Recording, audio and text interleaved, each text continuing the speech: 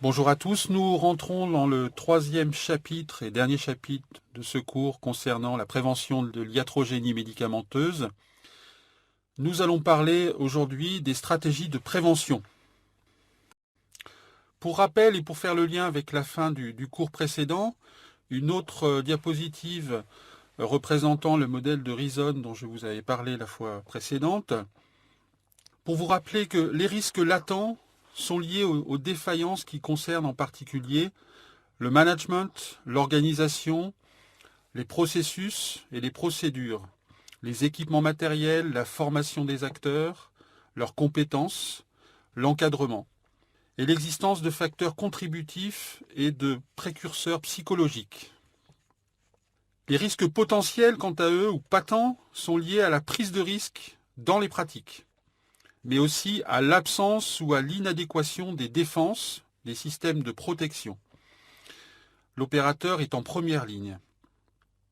Enfin, les risques avérés le sont car les facteurs contributifs à l'expression d'un événement préjudiciable sont présents ou réels. La prévention repose sur la construction de barrières pour éviter la survenue d'erreurs analogues. La récupération correspond au dépistage et au traitement d'une défaillance ou d'un dysfonctionnement. Enfin, l'atténuation correspond à la mise en place de mesures qui réduisent les conséquences d'un risque réalisé. Il s'agit notamment de conduites à tenir en cas de survenue d'un événement. Par exemple, adriamycine et protocole d'extravasation.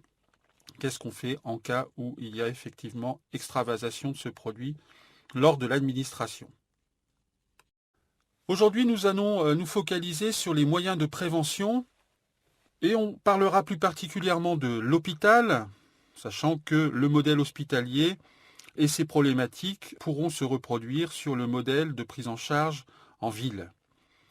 À l'hôpital, le circuit du médicament est régi par l'arrêté du 31 mars 1999, qui est un texte fondateur et qui comprend plusieurs étapes.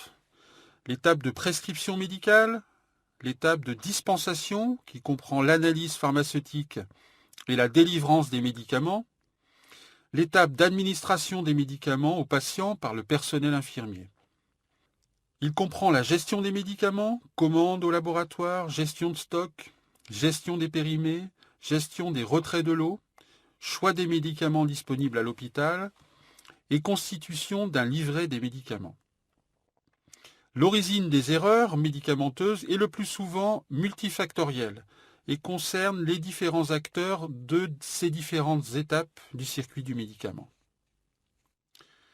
À l'étranger, plusieurs instances de santé publique ont pris en compte le risque iatrogène médicamenteux et ont diffusé des recommandations depuis plusieurs années.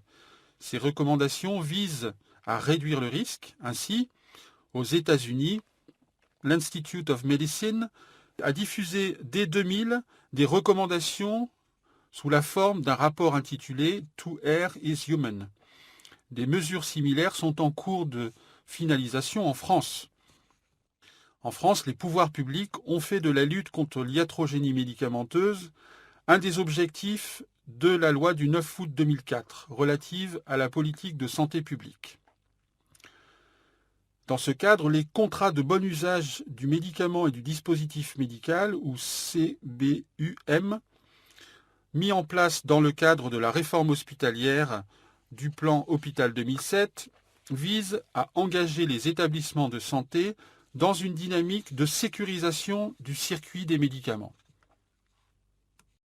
Dans ce cours, nous présenterons les différentes approches ayant fait leur preuve d'efficacité dans la réduction de l'iatrogénie médicamenteuse à l'hôpital. La figure présente vous propose le circuit du médicament, tel que je vous l'avais montré dans le cours précédent. Les acteurs en sont le médecin qui prescrit, le pharmacien qui analyse l'ordonnance, le préparateur qui va, sous contrôle pharmaceutique, préparer la délivrance, le personnel infirmier qui réceptionne les médicaments et qui va préparer leur administration aux patients, le patient enfin qui est le décideur final de la consommation des médicaments. Les points critiques sur ce schéma sont encadrés, donc les cadres rectangulaires, à chaque étape du médicament, à savoir à l'étape de prescription, des erreurs de dose, des erreurs de choix de médicaments, d'omission d'interaction médicamenteuse, à l'étape de la délivrance, préparation d'un mauvais dosage, délivrance d'un mauvais médicament, à l'étape de l'administration, erreur de dilution, erreur de patient parfois, incompatibilité physico-chimique entre deux produits administrés, et à l'étape du patient, problème d'observance, problème de compréhension de la thérapeutique. Au final, nous allons travailler sur deux axes, à savoir l'organisation des structures, quelle politique générale développer au sein des structures de soins pour réduire le risque iatrogène médicamenteux. Et nous travaillerons sur les pratiques professionnelles, quelle stratégie développer auprès des professionnels de santé pour limiter le risque iatrogène médicamenteux. Concernant le premier point, la sécurisation organisationnelle du circuit du médicament, vous avez sur le schéma quelques bulles en bas de la diapositive. Je les nomme: distribution automatisée, délivrance journalière nominative, pharmacotechnie ou dispositif d'armoire sécurisé. Ce sont des moyens organisationnels, nous en reparlerons tout à l'heure, récents, de développement de sécurisation sur cet axe-là. Concernant le point 2, les pratiques professionnelles, vous avez deux bulles qui seront intéressantes que nous développerons tout à l'heure, celle de l'analyse pharmaceutique et celle du suivi éducatif des patients. Là aussi, des pistes majeures de développement actuelles. Il y en a d'autres, mais j'en reparlerai tout à l'heure. Concernant le premier axe de sécurisation, donc organisation générale du circuit du médicament au sein d'une institution, le premier point sur lequel je développerai, c'est la politique de l'établissement en termes de gestion du risque. La gestion du risque à l'hôpital se structure progressivement et doit faire une place de premier choix au risque médicamenteux parmi d'autres risques. La qualité de l'organisation demeure le principal facteur de réussite en matière de gestion des risques.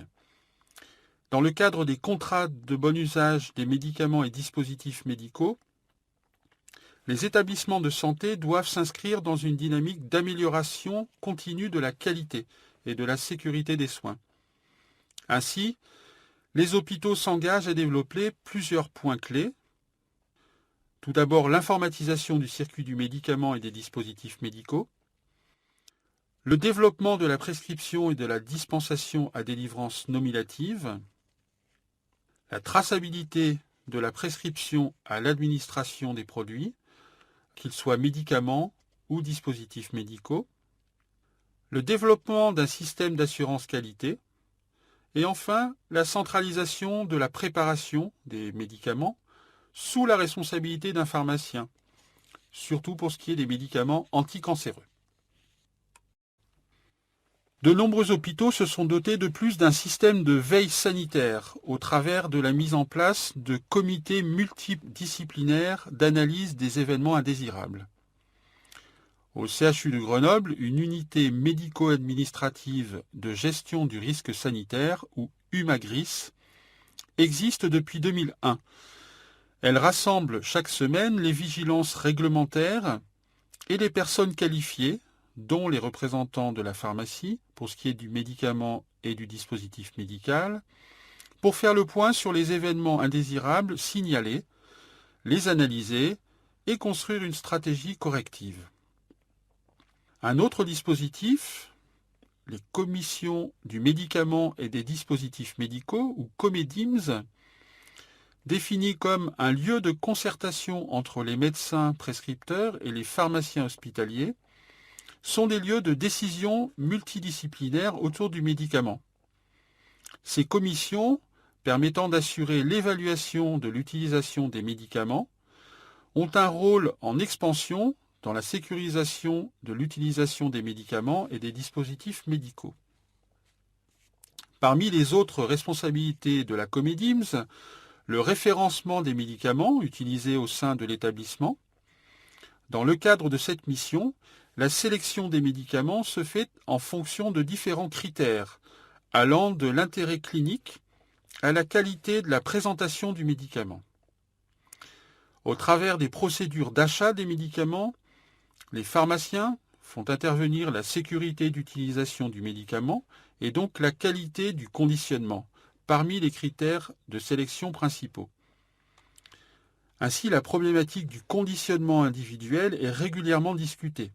De trop nombreux médicaments ne disposent pas, à l'heure actuelle, de conditionnement sécurisé, notamment avec l'augmentation de la part des génériques sur le marché, dont la plupart ne proposent pas de conditionnement adapté à l'usage hospitalier.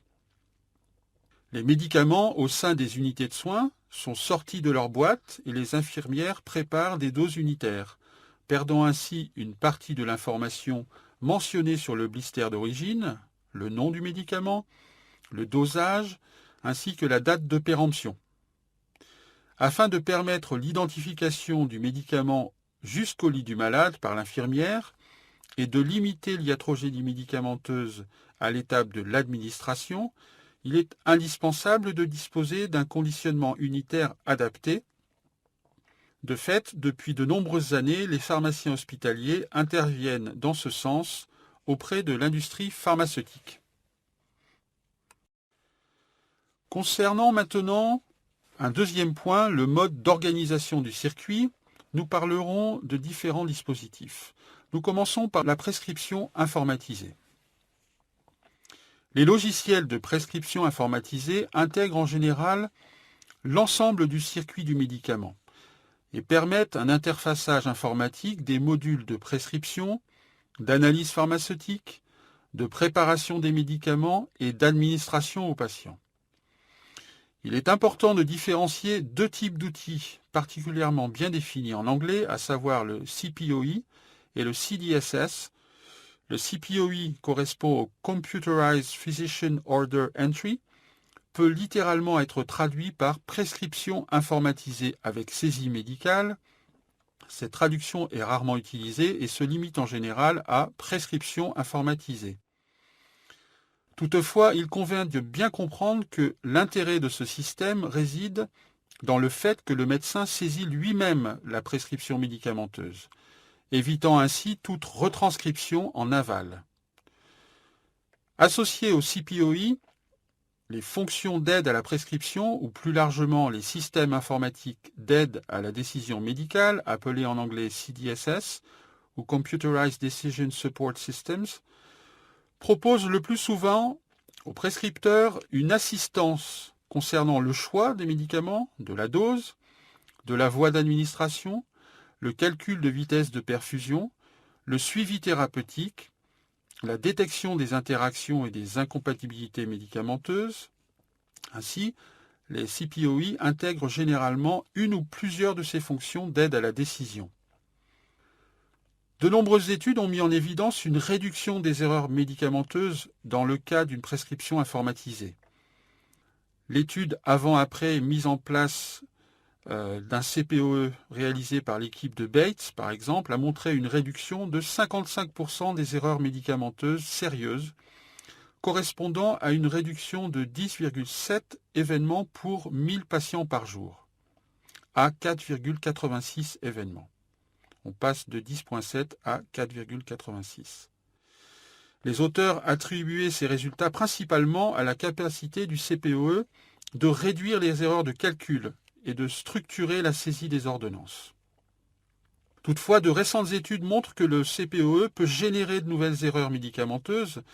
Deux études américaines récentes ont mis en évidence que le CPOE introduisait de nouvelles erreurs comme des doublons de prescription ou des retards d'administration par l'infirmière. La multiplication des systèmes d'alerte générés par le système peuvent, à terme, réduire l'attention du prescripteur. Ainsi, Anne et ses collègues ont montré une augmentation de la mortalité qui passe de 2,8 à 6,6 après mise en place d'une prescription informatisée dans un hôpital pédiatrique. Autre mode d'organisation du circuit du médicament, la distribution automatisée des médicaments. Les automates de distribution globale des médicaments permettent la préparation des médicaments à partir de la pharmacie centrale.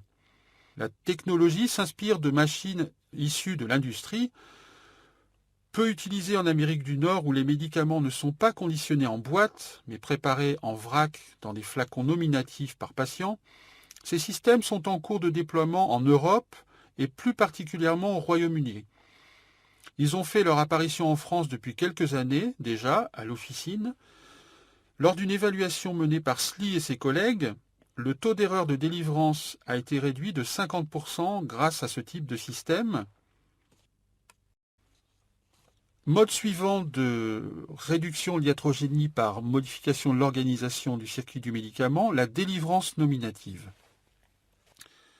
Parmi ses missions, la pharmacie à usage intérieur doit assurer la dispensation des médicaments pour des malades hospitalisés. Cette dispensation comprend la délivrance nominative des médicaments associée à l'analyse de la prescription. Malgré les évolutions réglementaires, la délivrance des médicaments par la pharmacie aux unités de soins est en général encore majoritairement globale. Commande globale de l'unité de soins à la pharmacie, puis approvisionnement de la réserve en médicaments du service par la pharmacie. Les choses ont changé avec la mise en place de la dispensation individuelle et nominative, ou DIN, qui peut être hebdomadaire ou journalière. Le principal avantage de la DIN, outre l'analyse pharmaceutique des prescriptions, est de fournir les médicaments identifiés au nom de chaque malade. On limite ainsi la manipulation des médicaments par le personnel infirmier. Cette activité est assurée par les préparateurs en pharmacie, sous responsabilité du pharmacien. Le rôle du personnel infirmier est alors la distribution et l'administration du médicament aux malades. Ce dernier peut libérer du temps et se consacrer sur les tâches de soins. La mise en place de la DIN peut se faire selon différentes modalités, soit centralisée au sein de la pharmacie centrale, soit délocalisée au sein des unités de soins. Elle peut d'autre part être assurée dans le cadre d'une préparation manuelle des doses par les préparateurs en pharmacie, ou bien assistée par un automate de délivrance individuelle. La délivrance individuelle centralisée manuelle est la première à avoir été testée. Malgré les nombreuses expériences anglo-saxonnes et l'expérience des hôpitaux fontenois, ce mode d'organisation reste peu développé, en raison notamment du temps supplémentaire nécessaire en préparateur en pharmacie et en pharmacien. De plus, cette organisation ne permet pas une réactivité importante, en cas de modification fréquente de prescription par exemple.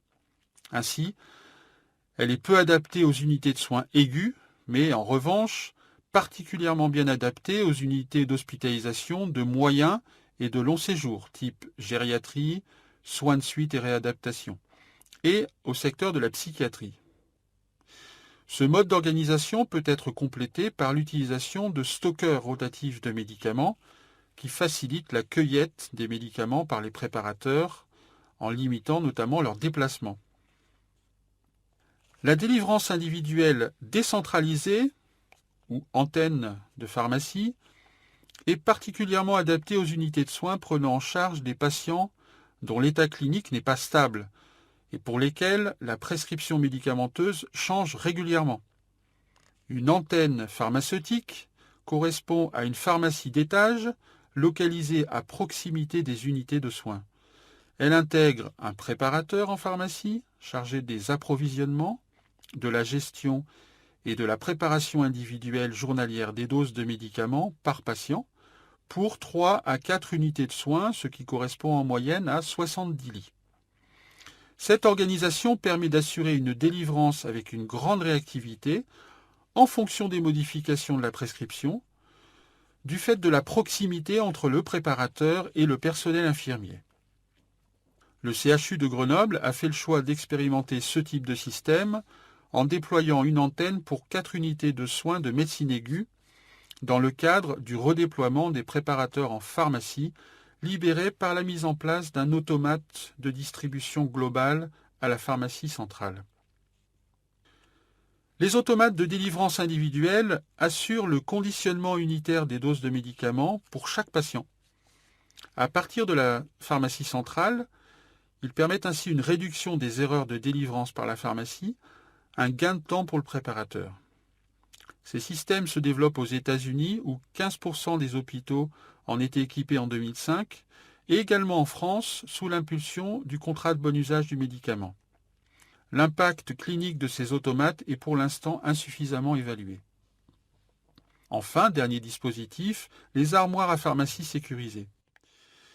Il est possible de remplacer des armoires à pharmacie classiques, des unités de soins, par des automates de distribution de médicaments, plus couramment appelés armoires à pharmacie sécurisées ou APS. Ces dispositifs commandés par un ordinateur sont directement réapprovisionnés par des préparateurs en pharmacie. Ils sécurisent le stockage des médicaments dans l'unité de soins. Ils facilitent et guident la sélection des médicaments par l'infirmière pour chaque patient identifié, assurant ainsi une délivrance nominative. Cette aide à la cueillette des médicaments limite le risque de confusion entre deux dosages et assure une traçabilité totale de l'accès aux médicaments, on sait qui est le professionnel qui a accédé à l'armoire sécurisée, et du patient à qui on a sélectionné un médicament. Concernant maintenant la pharmacotechnie, la problématique de la présentation des médicaments ne concerne pas uniquement le conditionnement, et dans un certain nombre de situations, la présentation des médicaments n'est pas adaptée à son utilisation. Ainsi, les pharmacies doivent apporter des solutions. La pharmacotechnie représente la part du référentiel métier du pharmacien qui s'intéresse à la mise en forme des médicaments. En pédiatrie, par exemple, il est fréquent que la pharmacie prépare des formes galéniques et des dosages spécifiques adaptés à chaque enfant. Les autres secteurs particulièrement concernés par la pharmacotechnie sont la nutrition parentérale et la cancérologie. En effet, la préparation des mélanges nutritifs destinés à l'alimentation par voie parentérale nécessite un niveau d'asepsie et un système d'assurance qualité difficilement réalisables en unité de soins. La plupart des hôpitaux ont mis en place des unités centralisées de nutrition parentérale sous la responsabilité des pharmaciens.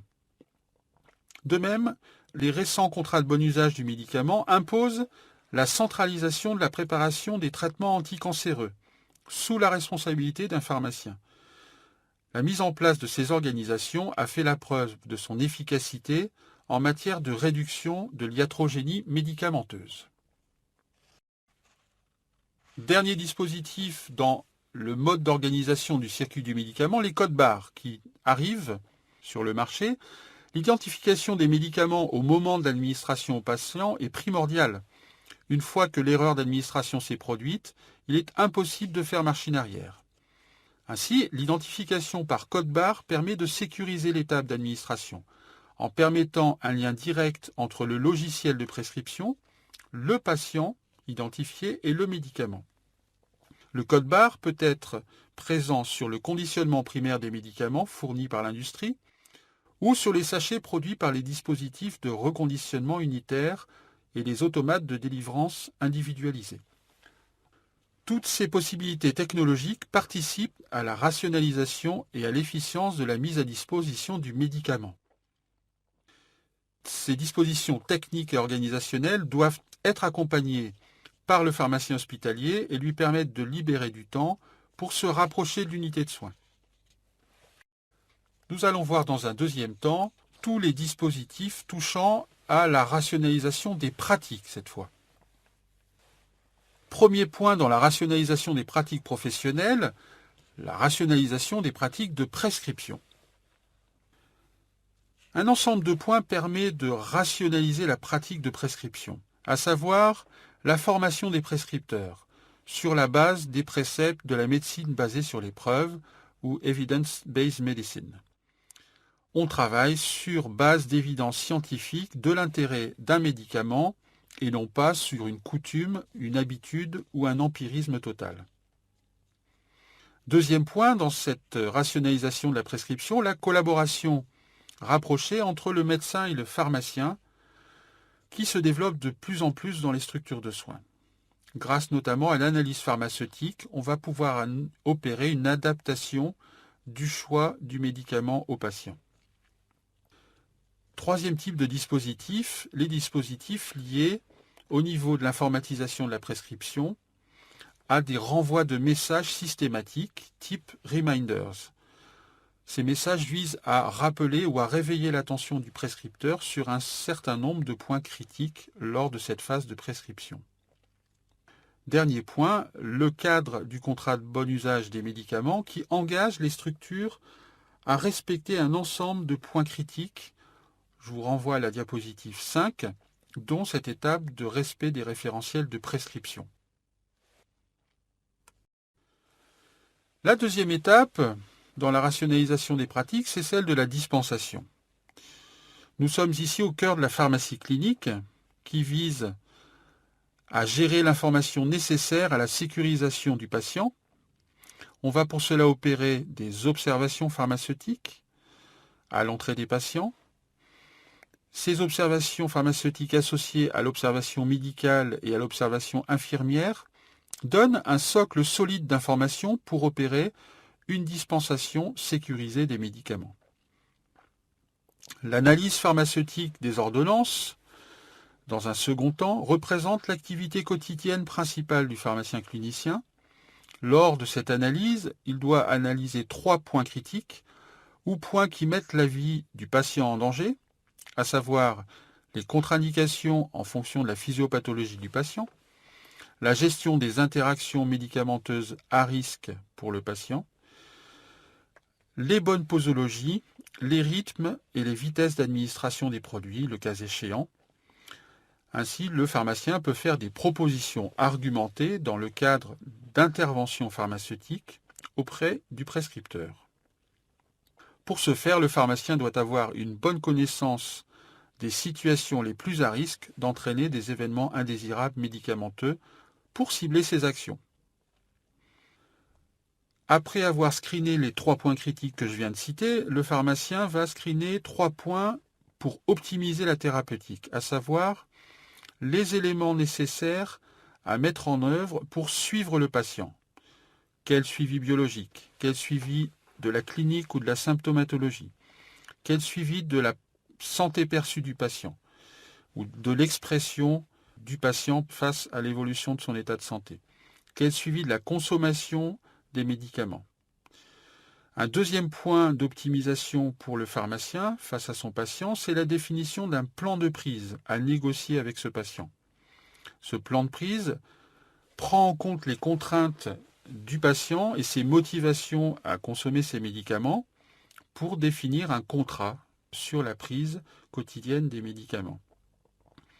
Au final, troisième point pour optimiser la thérapeutique, diffuser de l'information, voire être pédagogue face à son patient de la bonne prise du médicament. Pour cela, il va falloir que le pharmacien diffuse de l'information, adapte les conseils adaptés au patient et propose aussi des supports éducatifs adaptés aux besoins de ce patient. Dans le cadre de cette activité de dispensation, le pharmacien joue un rôle de copilote auprès du médecin qui est le garant de la bonne prescription. Troisième étape, dans la rationalisation des pratiques, l'étape d'administration. Nous en avons largement parlé. Il s'agit ici du partenariat de 2 acteurs, le pharmacien et l'équipe soignante, les infirmières, afin d'optimiser l'administration des médicaments. Par exemple, partenariat autour de calculs de dilution, de modalités de reconstitution de certains produits à administrer par entéral, de modalités de plan de prise sur certains produits, y compris des produits Péros, et de modalités de suivi de l'administration. Au final, dernière étape dans la rationalisation des pratiques, c'est l'étape du patient. Le patient reste le consommateur final et donc le décideur en dernier lieu de sa consommation. Accompagner le patient dans cette consommation de médicaments, une fois qu'il sera seul chez lui, ça correspond à 3 types de valences sur lesquelles travailler. Ces valences se cachent derrière le sigle SPV. une valence de savoir, une valence de pouvoir et une valence de vouloir. Alors savoir, pour qu'un patient ait envie de prendre ses médicaments, il faudrait qu'il connaisse sa maladie, qu'il connaisse ses traitements, l'utilité de ces traitements. Cela correspond à de la connaissance brute.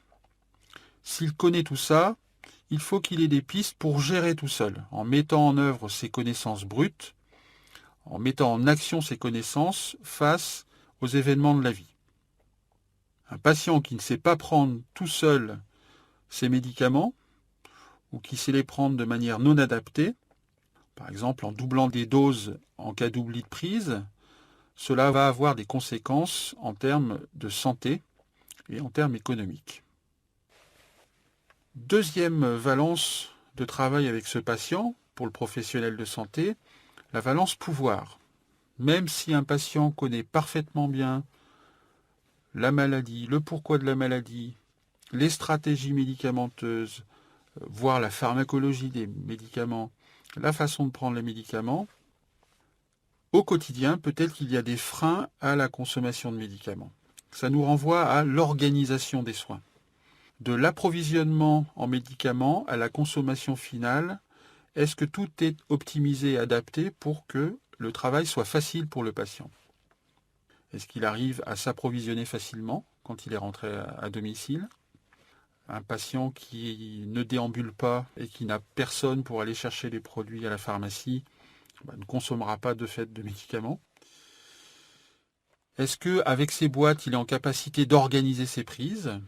Un patient atteint de polyarthrite rhumatoïde avec des mains déformées n'arrivera pas à ouvrir ses boîtes. De fait, il ne consommera pas ses médicaments.